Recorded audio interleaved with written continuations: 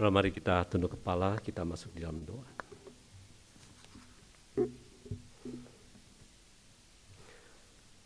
Bapa kami di surga, kami sungguh bersyukur kepada Tuhan, kalau hanya karena kasih-Mu Tuhan, karena anugerah-Mu, karena kebaikan Tuhan saja kami boleh ada sebagaimana kami ada pada hari ini.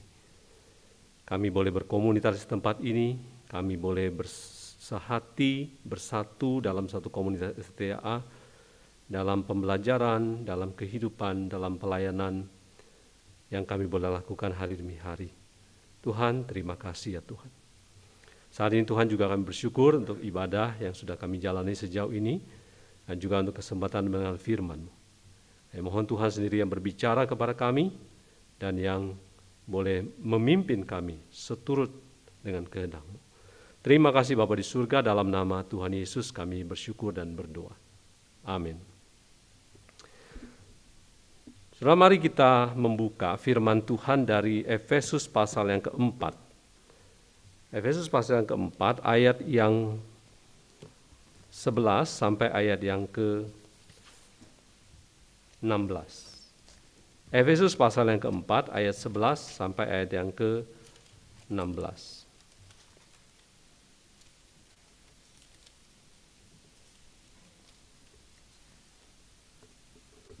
Efesus pasal yang keempat, ayat 11 sampai ayat yang ke-16. Saya akan membacakan untuk kita semua, Efesus pasal yang keempat, ayat 11 sampai ayat yang ke-16.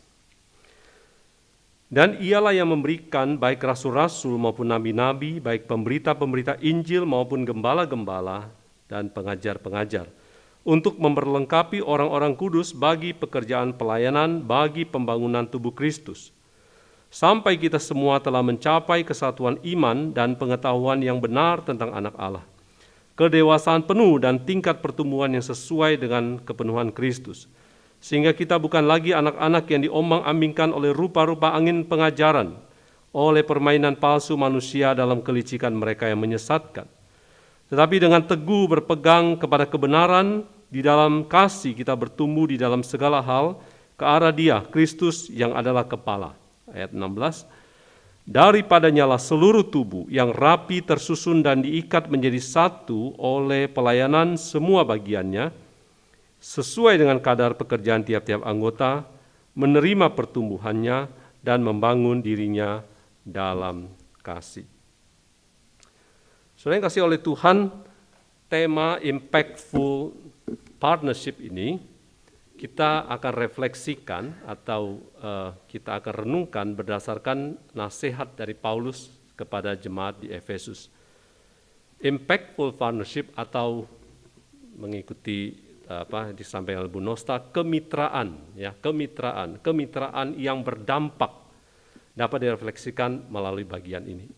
Saudara, teks hari ini Efesus pasal 4 ayat 1 sampai yang ke-16 adalah bagian dari tentu pasal 4 ayat 1 sampai 16. Jadi tadi ayat 11 sampai 16 yang kita baca adalah dari 1 sampai 16. Nampak di bagian ini adalah kalau kita cermati ada perahlian di mana bagian pasal yang keempat dan pasal keempat sampai pasal ke-6 berisi nasihat dari surat Efesus. Yang kalau kita perhatikan itu melanjutkan dari pasal yang ketiga, pasal 1 sampai 3. Di mana pasal 1 sampai 3 itu lebih teologis, lebih doktrinal, ya, lebih doktrinal. Karena itu seringkali orang menganggap pasal 4 sampai 6 ini adalah bagian dari etika yang disampaikan oleh Paulus. Dan itu jelas dikatakan dimulai oleh Paulus di pasal 4 ayat 1 dikatakan begini, sebab itu aku menasihatkan kamu, ya, para kalau, aku menasihatkan. Jadi jelas ini nasihat. Aku orang yang dipenjarakan karena Tuhan supaya hidupmu sebagai orang-orang yang telah dipanggil berpadanan dengan panggilan itu. Kelihatan bahwa nasihatnya adalah supaya hidup itu berpadanan dengan panggilan Tuhan. Bagian yang secara tegas diawali juga dengan aku, kalau kita lihat bahasa Yunaninya ada ego yang muncul di sana yang sebenarnya tidak wajib. Karena sudah ada di dalam kata kerja, berarti ada penekanan aku mau menasihatkan kamu sekalian. Bertumpu pada prinsip hidup yang kudus, yang berpadanan dengan panggilan yang telah diterima. Saudara, inilah selalu yang menjadi landasan Paulus ketika memberi nasihat atau landasan kita hidup sebagai orang Kristen. Bahwa apa yang menjadi panggilan kita itu harus melandasi perbuatan kita. Apa yang menjadi cara hidup kita harus dilandasi oleh iman kita atau oleh apa yang kita percaya. Prinsip ini yang kemudian mengajar kita, ya, umat Allah, anggota tubuh Kristus, untuk dapat bergerak bersama di dalam menjalani hidup sehari-hari yang sesuai dengan panggilan Tuhan. Saudara yang kasih oleh Tuhan, dari refleksi ini, dari bagian ini, saya ingin ajak kita untuk melihat ada dua hal, ya, atau dua perspektif yang Tuhan atau Paulus ingin kita melihat ketika kita ingin membangun satu partnership. Tentu partnership yang Paulus katakan ini adalah konteksnya orang percaya. Konteks orang percaya. Konteksnya di dalam gereja, tapi tentu tidak hanya terbatas di dalam gereja. Saudara yang kasih Tuhan, yang pertama adalah ketika kita ingin mempunyai partnership atau impactful partnership, Paulus memulai dengan memiliki visi yang satu. Ya, visi yang satu, karena segala sesuatu harus bertumbuh ke arah Kristus yang adalah kepala. Jadi saudara dan saya ketika kita hidup sebagai umat Tuhan, apapun posisi kita, apapun setting kita harus tahu bahwa bukan hanya kita sendiri, tapi kita sudah menjadi satu tubuh dengan satu visi yang sama. Saudara, kita tahu bahwa surat Efesus ini berbicara mengenai pergulatan antara orang Kristen Yahudi dan orang Kristen bukan Yahudi. Dan itu kalau kita baca pasal yang kedua, di sana dengan begitu keras Paulus katakan, ya. Dalam Efesus 2 ayat 11 sampai 22 dijelaskan tentang tujuan utama penulisan surat Paulus kepada Efesus, yaitu mempersatukan kelompok orang Kristen Yahudi dan orang Kristen bukan Yahudi. Paulus mengatakan Kristuslah yang telah menjadi damai sejahtera bagi kamu. Kita tahu bahwa itu adalah satu isu yang sangat besar pada masa gereja mula-mula. Orang Kristen Yahudi dengan latar belakangnya, dengan tradisinya, dengan keyakinannya, dan orang Kristen bukan Yahudi, ya orang Kristen Yunani dengan prakteknya. Dan seringkali itu menjadi satu kendala. Tapi Paulus mengatakan bahwa Kristuslah yang telah menjadi damai sejahtera bagi kamu, bagi mereka yang telah mempersatukan kedua belah pihak dan yang telah merobohkan tembok pemisah, yaitu perseteruan. Saudara, visi pertama itu adalah bahwa kalau kita ingin melihat partnership kita sebagai anak Tuhan, kita harus melihat bahwa kita ini sudah bersatu. Ya, kita sudah bersatu, apapun latar belakang kita, apapun status sosial kita, apapun latar belakang pendidikan kita, dosen, mahasiswa, staf, apapun asal daerah kita, dari Jawa, Sumatera, Sulawesi, Papua, ataupun apapun latar belakang bahasa kita dan latar belakang budaya kita melihat bahwa seperti halnya gereja Efesus sudah ada kesatuan, kita sudah menjadi satu, yaitu kita sudah menjadi tubuh Kristus yang bersatu dan tidak lagi terpisah. Nah, dalam kesatuan itulah kita juga melihat bahwa kalau kita ingin mempunyai satu partnership yang baik, kita harus mempunyai visi yang satu. Karena tubuh Kristus ini visinya jelas, bertumbuh dalam segala hal ke arah Kristus yang adalah kepala. Dalam kesatuan tersebut seluruh umat percaya bertumbuh dan dibangun menjadi tempat kediaman Allah sebagai bait yang kudus. Di pasal 2 dan pasal 4 itu juga dikatakan. Untuk itu mereka harus punya visi, mereka harus punya tujuan yang jelas. Mereka ingin bertumbuh ke arah Kristus, menjadi serupa dengan Kristus, mengalami kepenuhan Kristus. Saudara, saya tidak akan membahas terlalu banyak mengenai bagaimana bertumbuh ke arah Kristus dan apa artinya mencapai kesatuan dan pengetahuan yang benar, yang satu tentang Kristus. Namun yang saya ajak kita melihat bahwa, saudara, ketika kita sudah menjadi satu, kita harus sadar bahwa kini kita punya satu tujuan yang sama. Kita punya satu visi yang sama. Kita dalam satu perahu yang sama, kita bergerak kepada satu tujuan yang sama. Sehingga saudara, dalam pemahaman itu kita akan melihat bahwa kita akan punya greget untuk maju, untuk melakukan apa yang seharusnya kita lakukan. Kita harus tahu bahwa di dalam Kristus ketika kita sudah menjadi satu tubuh, Yang tubuh yang satu tersebut mempunyai tujuan yang sama, memiliki visi yang satu. Yaitu inilah satu pekerjaan yang harus dilakukan oleh semua orang percaya. Yaitu ketika kita memantapkan langkah-langkah kita akan melihat bahwa kita bergerak menuju kepada apa yang Tuhan inginkan. Nah, saudara yang dikasihi oleh Tuhan, visi merupakan satu penggerak dari roda-roda dari sebuah kelompok, sebuah partnership. Tentu kalau Alkitab mengatakan kalau dua orang tidak bersepakat, nggak mungkin bisa terjadi sesuatu yang baik. Dan kalau apalagi kita sebagai anak Tuhan sudah disatukan oleh Kristus, kita harus tahu bahwa kita harus mempunyai satu visi yang satu. Ketika kita masuk di dalam pelayanan, di dalam tubuh Kristus ini, kita harus punya visi yang satu. Ya, sebagai umat Tuhan, visi kita ini tentu adalah, kalau Yesus mengatakan, pembangunan tubuh Kristus. Bertumbuh dalam segala hal karena Kristus sebagai kepala, menjadi semakin serupa dengan Kristus. Dan bagaimana kalau visi kita sebagai umat Tuhan ketika kita ada di tempat ini? Ya, soalnya kita tentu tidak asing dengan kalimat begini, menjadi sekolah tinggi teologi unggul dalam penyelenggaraan pendidikan untuk menghasilkan lulusan yang melayani secara relevan dalam gereja dan masyarakat di Indonesia. Saudara, ini visi STT Amanat Agung. Ya, visi STT Amanat Agung. Ini juga yang menjadi satu landasan buat kita.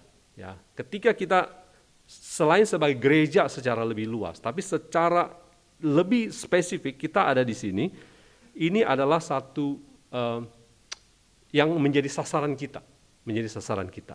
Saya nggak tahu seberapa sering kita mengingat itu. Apakah sudah kalau akreditasi itu harusnya dihafalkan.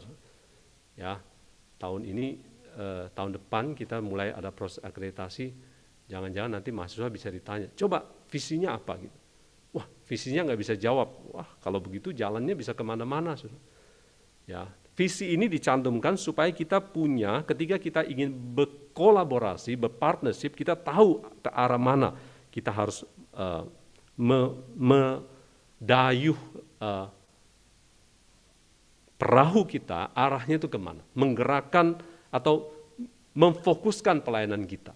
Saudara, menjadi institusi pendidikan, sekolah tinggi teologi unggul dalam penyerahan pendidikan itu juga bukan satu basa-basi. Ya, kalau saya kutip perkataan Bu Castelia di dalam video profil tahun 2021, dikatakan standar excellence adalah standar yang tidak dapat ditawar dalam seluruh aktivitasnya, baik dilakukan oleh dosen, mahasiswa, maupun tenaga kependidikan. Nah, saudara, hari ini kalau Tuhan sudah panggil untuk menjadi satu bagian di sini, kita harus sadar bahwa kita ini sudah disatukan. Bukan hanya karena kita sudah disatukan dalam tubuh Kristus, tapi kita juga disatukan dalam satu perahu namanya Sekolah Tinggi Teologi Amanat Agung. Ada dosen, ada mahasiswa, ada staf. Kita sudah ada di dalam satu.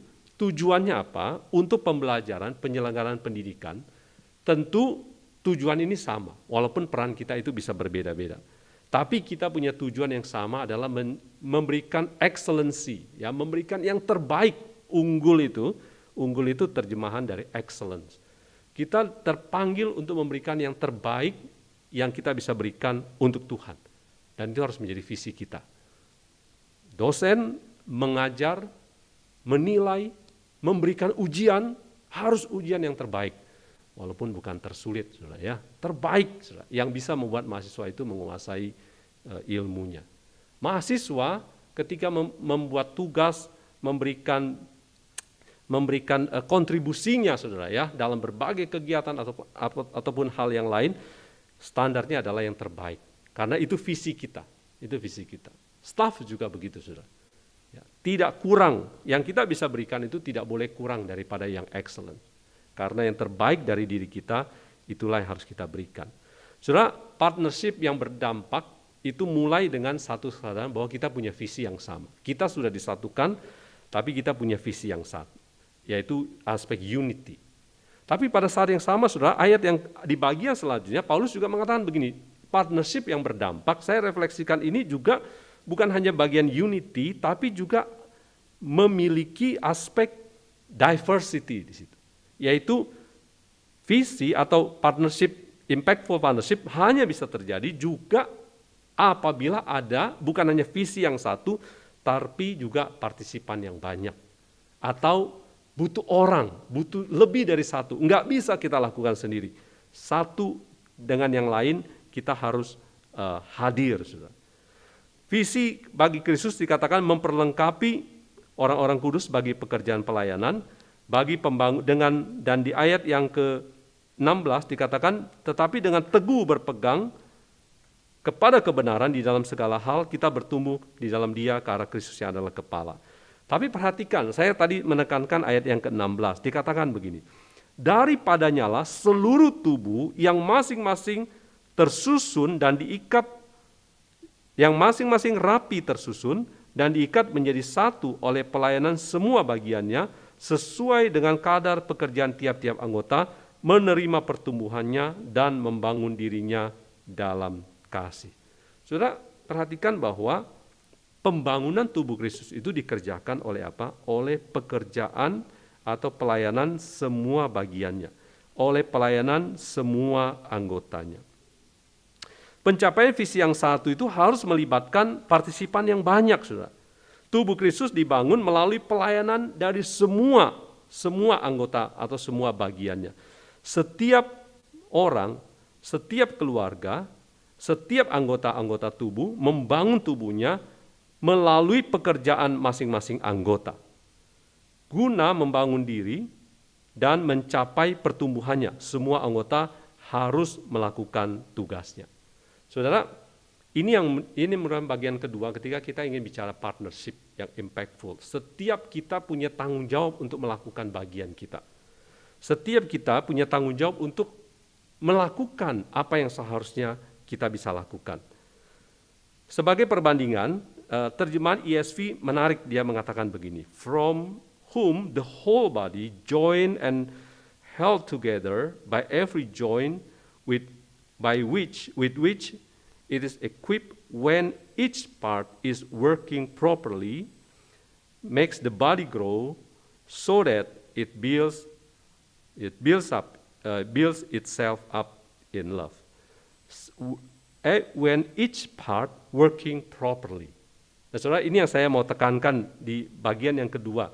Umat percaya ini ketika bukan hanya satu, tapi setiap umat itu juga banyak. Dan di dalam banyak ini, setiap orang harus bekerja sesuai dengan peranannya. Ya. Saudara, umat Kristus itu, umat Tuhan atau tubuh Kristus itu perlu dibangun dalam segala hal ke arah Kristus. Tetapi itu tidak bisa dilakukan sendiri. Memang kita tahu bahwa seperti gambarannya Paulus, bahwa ada yang menjadi kepala, ada yang menjadi mata, ada yang menjadi mulut, ada yang menjadi tangan, ada yang menjadi kaki, ada yang menjadi anggota-anggota tubuh. Tapi tidak ada satu anggota tubuh yang tidak terlalu kecil sehingga tidak berarti. Tidak ada satu anggota tubuh yang tidak ada perannya di dalam kerangka tubuh itu, saudara.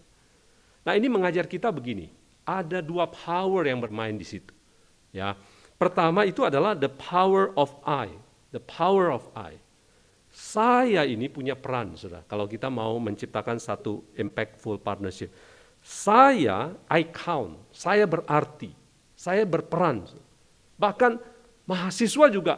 Ya, jangan berpikir mahasiswa itu perannya hanya dengan membayar Askom. Enggak, saudara. Lebih daripada itu, saudara. Dosen belajar dari mahasiswa. Lewat pertanyaan, lewat berbagai pengalaman, dosen juga belajar. Staf juga belajar dari mahasiswa.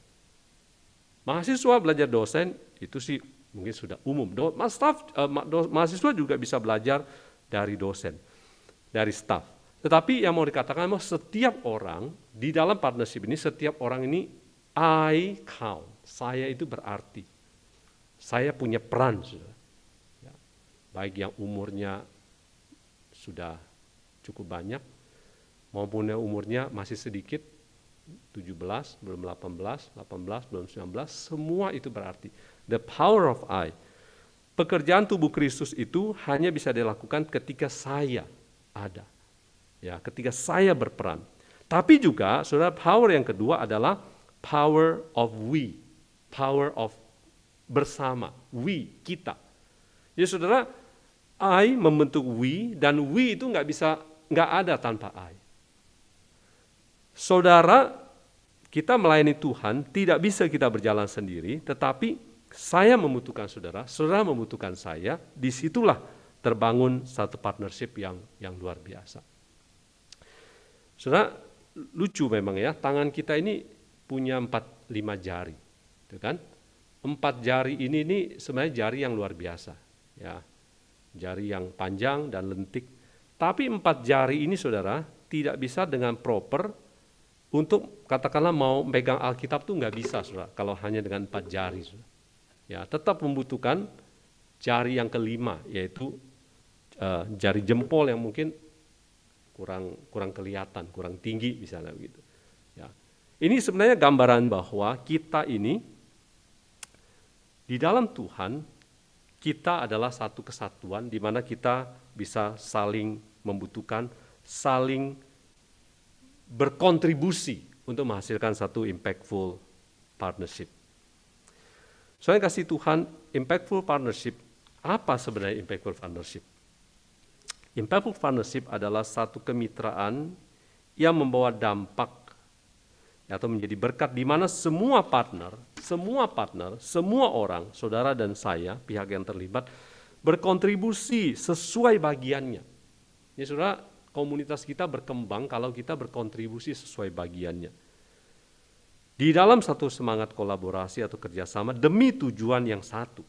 Ya, kalau dalam konteks gereja kita bertujuan untuk membangun tubuh Kristus, tapi dalam konteks kita tentu kita adalah bagaimana kita bisa mewujudkan visi Sekolah Tinggi Teologi Amanat Agung.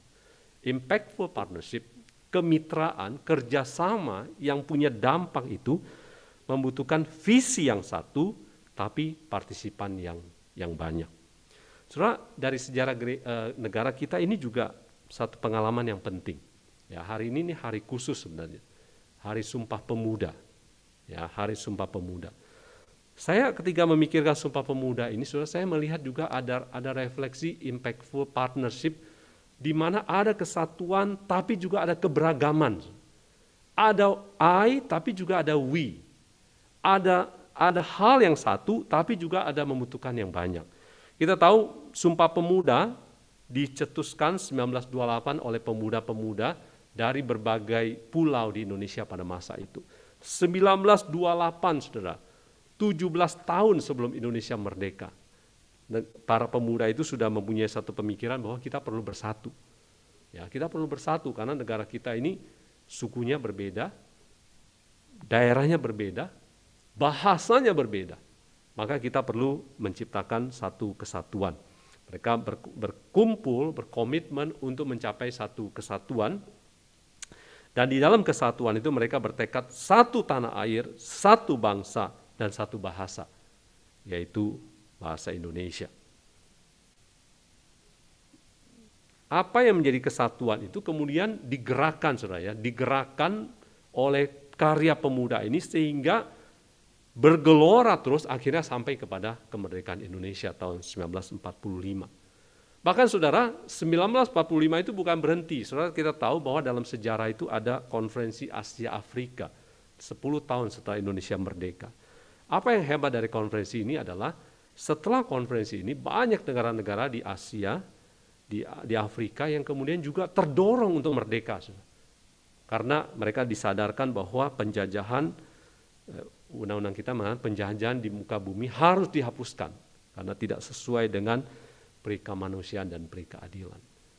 Ini mulainya dari mana? Dari pemuda yang melihat kekuatan bersatu dan kekuatan beragam itu untuk bekerja sama untuk boleh mewujudkan satu perkembangan yang luar biasa di dalam negara kita.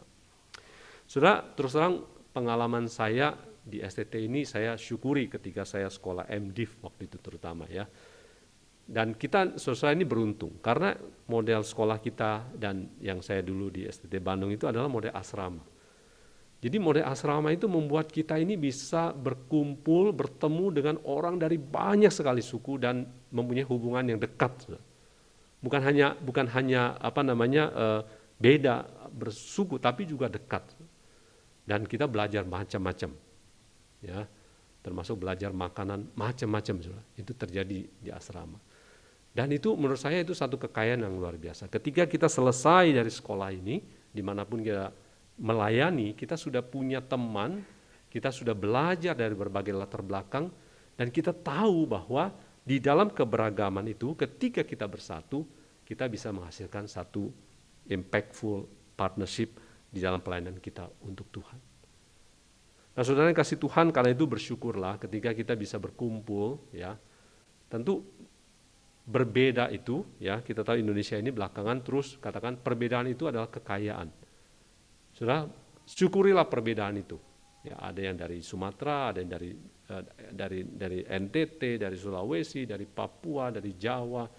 Ada yang makanannya pedas, ada yang makanannya nggak pedas, ada yang makanan berkaki 4, kaki 2. Semua itu harus kita syukuri untuk satu pengalaman. Bahwa dengan keberagaman itu ketika kita bersatu, kita bisa melayani Tuhan dengan sebaik-baiknya. So, impactful partnership berbicara mengenai adanya kesatuan, visi yang satu, menyadari bahwa kita ini satu. Kita ini dalam STT ini kita satu, kita sebagai hamba-hamba Tuhan yang sedang dipersiapkan ataupun yang sudah melayani, bersatu untuk boleh melayani Tuhan. Dan di dalam kesatuan itu kita tahu bahwa setiap orang, everybody count, setiap orang saudara punya perannya, punya berharga. Karena itu biarlah kita boleh saling membangun, saling bekerja sama, dan dalam kedepannya kita bisa menjadi berkat bagi orang banyak. Mari kita berdoa. Tuhan, terima kasih. Kami bersyukur Tuhan untuk hari ini kami boleh merenungkan firman-Mu. Kami bersyukur Tuhan untuk anugerah Tuhan yang Tuhan sudah berikan sehingga kami boleh berkumpul bersama-sama dalam satu wadah Sekolah Tinggi Teologi Amanat Agung. Kami yang dipanggil sebagai hamba Tuhan boleh menggumuli bagaimana kami bisa melayani Tuhan, membangun pembangunan tubuh Kristus. Kami bersyukur Tuhan juga untuk orang-orang dari berbagai latar belakang, dengan berbagai talenta, berbagai pengalaman, berbagai keterampilan yang boleh disatukan di tempat ini.